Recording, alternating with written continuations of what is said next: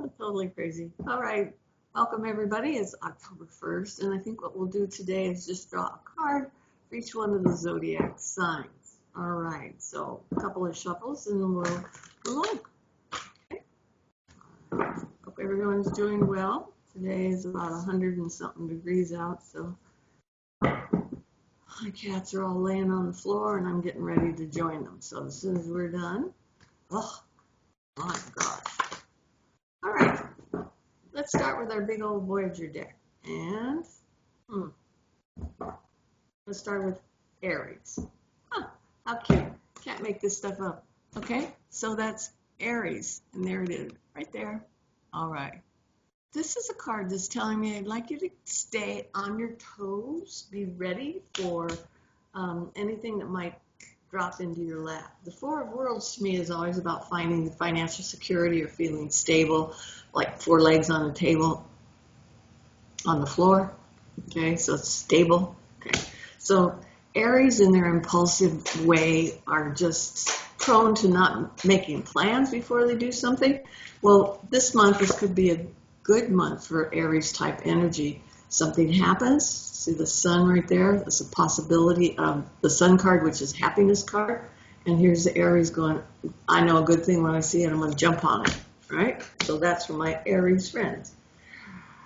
And after Aries, we're going to move to Taurus. Taurus is ruled by Venus. And this is going to be a good month for love. And this can be the love of your friends as well as romantic love. But it's love in a small group. So you can still do your social distancing and be in love, all right? But this is a really nice card for that, okay? Three of Cups. Keeps the love going around and around. Keeps handing it off from one to the next. So it's a good card for that. Taurus, we move to Gemini. Here we go. What have we got? Interesting, another three. But in this case, it's the three of discs, and what is this card calls it? Three of worlds. Okay, for me, this is about the homestead, all right? Now, Geminis are usually talkers, yada, yada, and doers, and they're all full of energy and everything. But this might be where they've kind of cloistered themselves away. So this pandemic and everything is beneficial for what a Gemini is going through right now. This can even be work on the home. This is about making your nest your own. Take advantage of extra funds that might be floating around that you can use for that. And if you're looking for a home, this tells me to be a small-ish home. Okay, what? Maybe a 3-bedroom, possibly 2-bath at the biggest, right? But it feels like a nest. It feels like just the kind of environment that you want to be in. There's going to be landscaping that appeals to your sensibilities. So keep your eyes open. This is a good card for people that need the nurturing, okay? Okay, after Gemini, what have we got? Cancer. Cancers need to go within this week, all right? Go within. This is a spiritual card. This is about finding a path that only you can find, all right? So don't worry about making other people come along with you. I mean, Cancer's really, they're into the community thing, and they want to take their friends and their loved ones with them. Well, don't be afraid to do it alone this year, because it looks like special gifts will be illuminated. So ideas, epiphanies, spiritual awakening, all this kind of stuff. It's a little bit monastic, but you'll be back, so take this week off, all right? Learn what needs to be learned and appreciate those spiritual lessons, okay? Don't feel you're being punished, just feel like it's being revealed to you. Because you're alone doesn't mean you've done anything wrong, you just need a little downtime, okay? So this is a good card for Cancerians. Next, the Leos. This is so true. For me, for my sensibilities, every time I meet a Leo, I always expect them to be psychic. And this is the card of the psychic as far as I'm concerned, right? It's the High Priestess.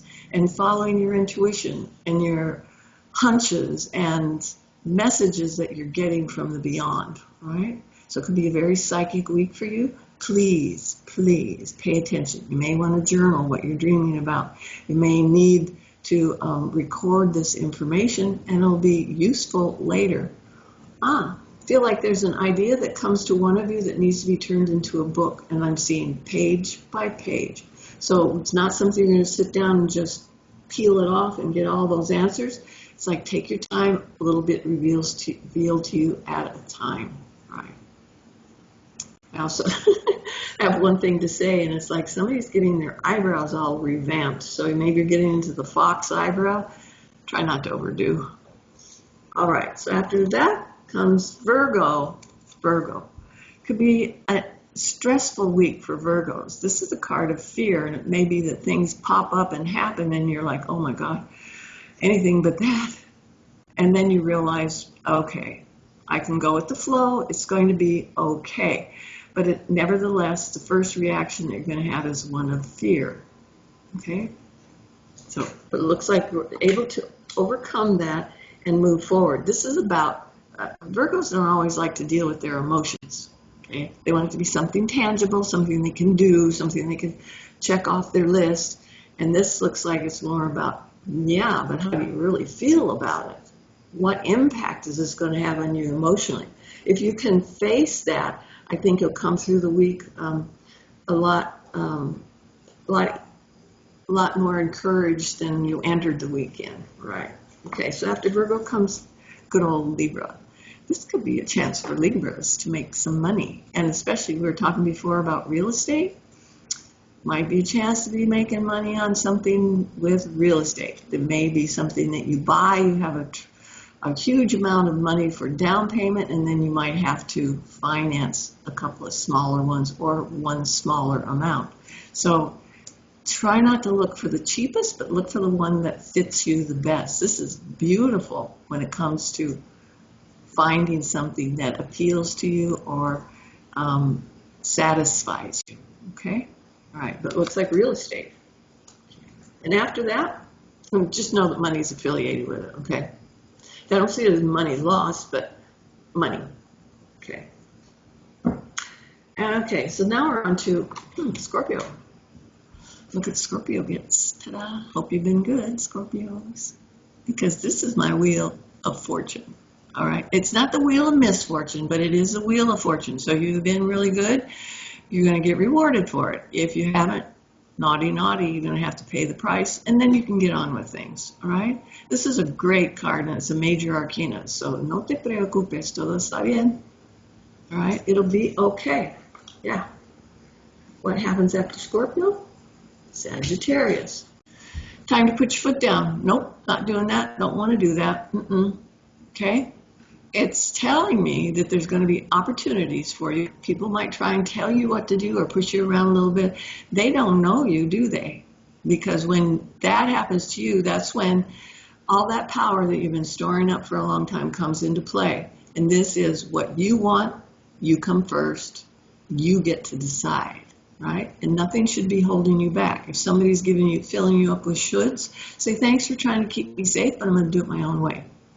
Everybody who knows Sagittarians know that it comes down to that. All right? Cool.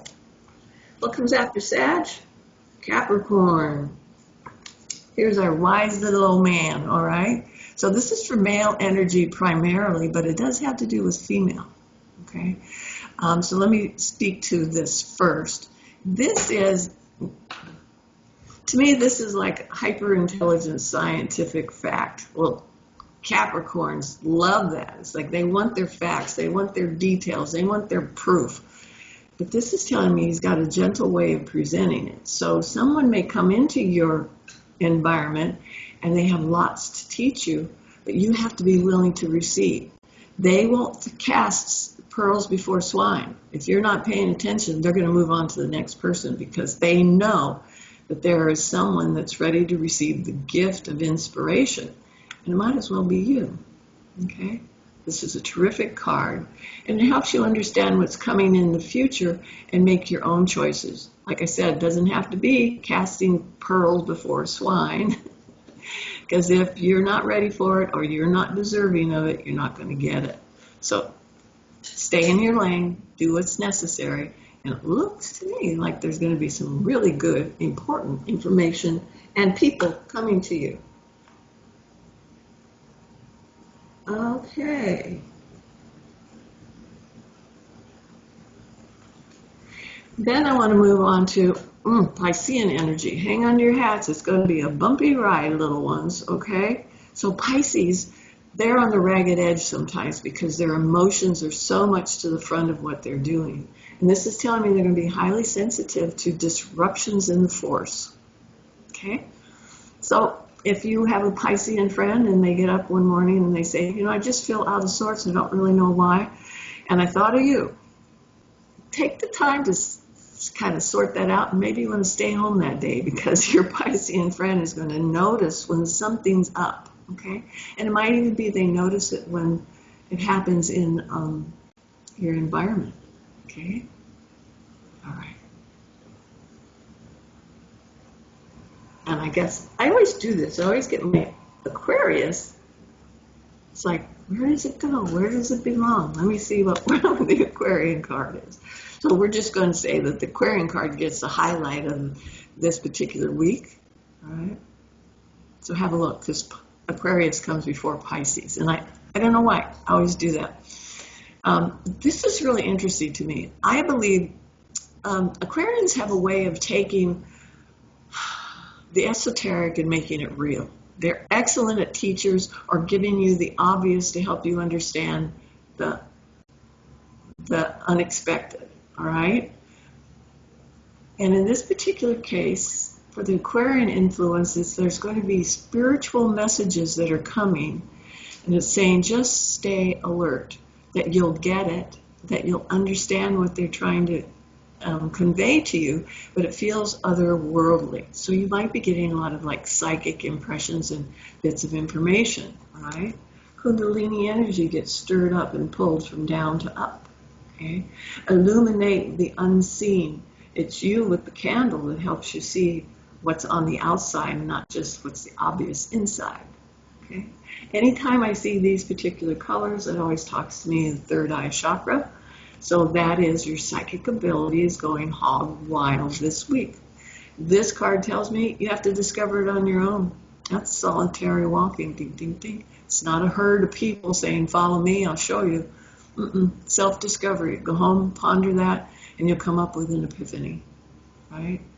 Well done, Aquarian friends. Okay, so that's kind of it. Bottom of the deck says, change, change, change. So nothing's constant but change this week. So go with the flow, and you'll be carried along nicely. I don't see anything traumatic as long as you go with the flow. All right? So I think that's all I have for you this week. But remember, once again, not right or left. It is forward. And after the week that we've had, let's move forward. All right? Thanks, y'all. Love you, dear.